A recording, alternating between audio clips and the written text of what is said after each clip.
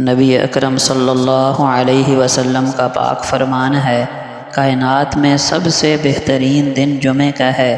اسی دن آدم علیہ السلام پیدا ہوئے، اسی دن جنت میں داخل کیے گئے، اسی دن جنت سے اس دنیا میں لانے کے لیے نکالے گئے، اور قیامت بھی جمعے کو ہی قائم ہوگی۔ صحیح مسلم۔ نبی اکرم صلی اللہ علیہ وسلم کا پاک ارشاد ہے، جمعے کا دن افضل ترین دنوں میں سے ہے۔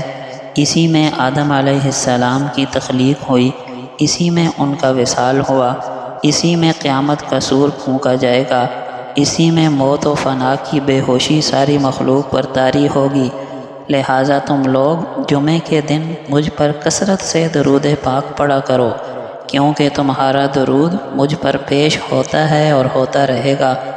صحابہ کرام نے عرض کیا، یا رسول اللہ، وصال کے بعد ہمارا درود آپ پر کیسے پیش ہوگا کہ آپ کا جسم اقدس تو محفوظ نہ ہوگا؟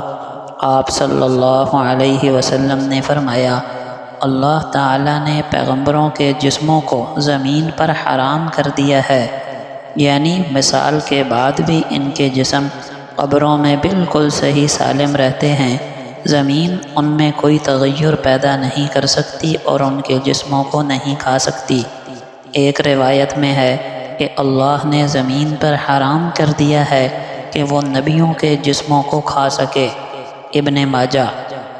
نبی اکرم صلی اللہ علیہ وسلم نے فرمایا، جو آدمی جمعے کے دن غسل کرے اور جہاں تک ہو سکے صفائی پاکیزگی کا اہتمام کرے، اور جو تیل خوشبو اس کے گھر ہو وہ لگائے، پھر وہ گھر سے نماز کے لیے جائے اور مسجد میں پہنچ کر اس بات کی احتیاط کرے کہ جو دو آدمی ساتھ ساتھ بیٹھے ہوں ان کے بیچ میں نہ بیٹھے، پھر جو نماز سنت نفل اس کے لیے مقدر ہو وہ پڑھے، پھر جب امام خطبہ دے تو توجہ اور خاموشی کے ساتھ اس کو سنے، تو اللہ کی طرف سے اس جمعے اور دوسرے جمعے کے درمیان کی اس کی ساری خطائیں معاف کر دی جائیں گی۔ صحیح بخاری۔